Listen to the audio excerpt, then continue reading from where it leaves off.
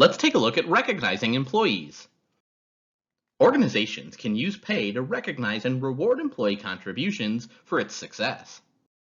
In contrast to decisions about pay structure, organizations have wide discretion in setting performance-related pay called incentive pay.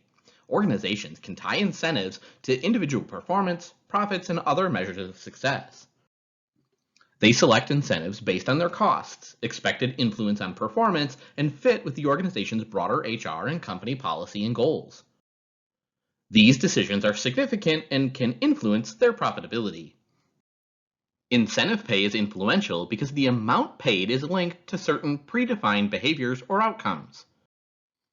For incentive pay to motivate employees to contribute to the organization's success, the pay plans must be well designed. Because incentive pay is linked to particular outcomes or behaviors, the organization is encouraging employees to demonstrate those chosen outcomes and behaviors. However, if incentive pay is extremely rewarding, employees might focus only on the performance measures rewarded under the plan and ignore measures that are not rewarded. Organizations may combine a number of incentives so employees do not focus on one measure to the exclusion of others. Attitudes that influence the success of incentive pay include whether employees value the rewards and think that the pay plan is fair. The stronger the intensity of the incentive, the stronger the motivation. Although most, if not all, employees value pay, it's important to remember that earning money is not the only reason people try to do a good job. People also want interesting work, appreciation, flexibility, and a sense of belonging. A complete plan for motivating employees has many components, from pay to work design and developing managers. Organizations may reward individual performance with a variety of incentives. As an incentive to work efficiently, some organizations pay production workers a piecework rate, a wage based on the amount that they produce. The amount paid is set at a level that rewards employees for above average production.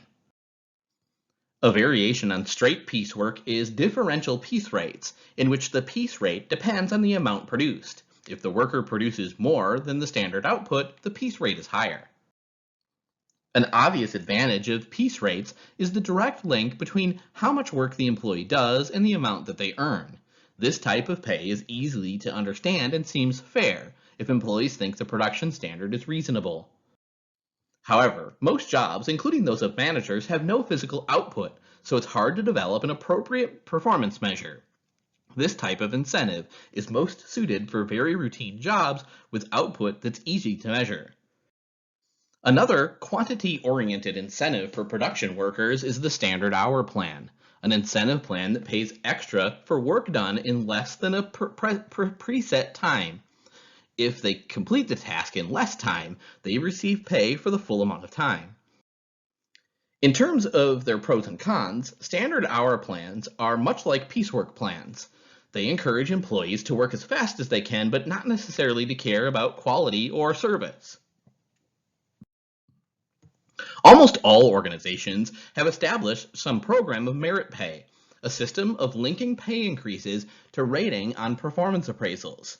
To make the merit increase consistent, many merit pay programs use a merit increase grid. The system gives the biggest pay incentives to the best performers and to those whose pay is relatively low for their job. Merit pay provides a method for rewarding performance linked to behaviors and organizational desires. Like merit pay, performance bonuses reward individual performance but are not rolled into a base pay. Bonuses for individual performance can be very effective and give the organization flexibility in deciding what kinds of behaviors to reward. A variation on piece rates and bonuses is the payment of commissions, a pay calculated as a percentage of sales. Some salespeople earn a commission in addition to base salary, others earn only commissions. Paying most or all of a salesperson compensation in the form of salary frees the salesperson to focus on developing customer goodwill rather than on closing sales. Salespeople's commission directly influence how they spend their time, how they treat customers, and how much they sell. Employers may include group incentives in the organization's compensation plan. Organizations that want employees to focus on efficiency may adopt a gains-sharing plan, which measures increases in productivity and effectiveness and distributes a portion of each gain to employees. For example, if a factory enjoys a productivity gain worth $30,000, half of that gain might be the company's share. The other $15,000 would be distributed among employees in the factory. Knowing that they can enjoy a financial benefit for helping the company to be more productive, employees supposedly will look for ways to work more efficiently and improve the way the factory operates. In contrast to gain sharing, which typically rewards the performance of all employees at a facility, bonuses for group performance tend to be for smaller work groups.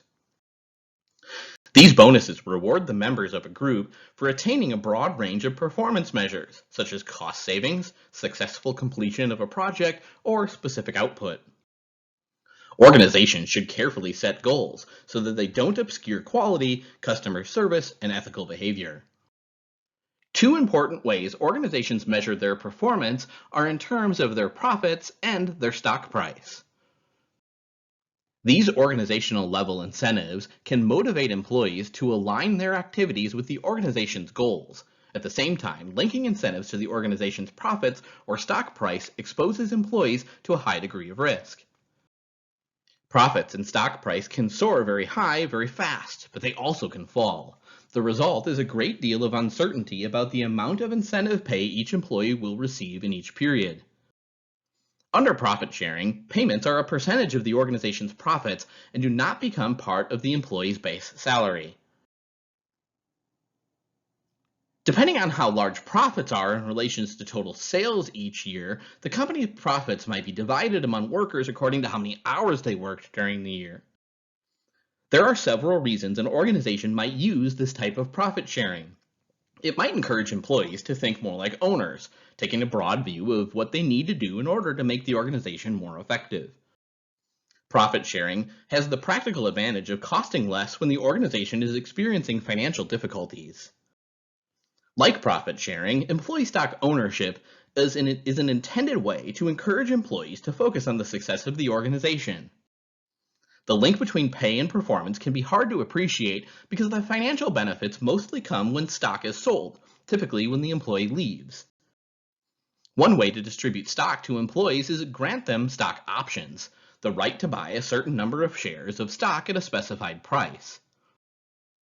Although stock options are most often used with top management, a broader arrangement is the employee stock ownership plan known as an ESOP. In an ESOP, the organization distributes share of stock to employees by placing the stock into a trust managed on their behalf. Any form of incentive pay has advantages and disadvantages. Relying exclusively on merit or other individual incentives might produce a workforce that cares greatly about meeting those objectives, but competes to achieve them at the expense of cooperating to achieve organizational goals. Relying heavily on profit sharing or stock ownership might increase cooperation, but do little to motivate day-to-day effort or to attract and retain top individual performers. Because of this, many organizations design a mix of pay programs. One way to accomplish this goal is to design a balanced scorecard, a combination of performance measures directed towards the company's long and short-term goals and used as the basis for awarding incentive pay. A corporation would have financial goals to satisfy its stakeholders, quality and price-related goals to satisfy customers, efficiency goals to ensure better operations, and goals related to acquiring skills and knowledge for employees. By communicating the balanced scorecard to employees, the organization shows employees information about what its goals are and what it expects employees to accomplish. Examples might include measures for revenues, costs, resource use, and other worker health safety issues. Communication and employee participation can contribute to a belief that the organization's pay structure is fair. The process by which the organization administers incentive pay can help it use incentives to achieve the goal of motivating employees. The monetary rewards of gain sharing, for example, can be substantially to improve productivity. In a study of automotive part plants workers, productivity rose when a gain-sharing plan added employee participation in the form of monthly meetings with managers to discuss the plan and ways to increase productivity. Employee participation in pay-related decisions can be part of the general move towards employee empowerment. There is a risk that employees will make decisions at the expense of the organization's interests. However, in spite of these risks, employee participation can contribute to a successful incentive plan. Along with empowerment, communicating with employees is important. When employees understand the requirements of the incentive pay, the plan will more likely influence their behavior. Employees also turn to their managers for information about their pay. This places the responsibility on HR departments to ensure that managers are well trained and to explain how the organization's policy and pay decisions come into being. It's particularly important to communicate with employees when changing the plan. Along with overall pay levels, organizations need to create incentive plans for executives. To encourage executives to develop a commitment to the organization's long-term success, executive compensation often combines short-term incentives like bonuses and long-term incentives like stock options. The balanced scorecard approach is useful in designing executive pay. Some companies use a balanced scorecard that combines measures of whether the organization is delivering value to shareholders, customers, and employees. The Securities and Exchange Commission has required companies to more clearly report executive compensation levels and the company's performance relative to that of competitors. When an organization links pay to its stock performance, executives need to be the ethical backbone to be honest about their company's performance even when dishonesty offers the tempting potential for large earnings.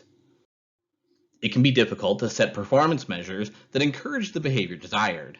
In the case of incentives tied to stock performance, executives may be tempted to inflate the stock price in order to enjoy bonuses and valuable stock options. The bottom line is executive positions demand individuals who maintain the highest level of ethical standards.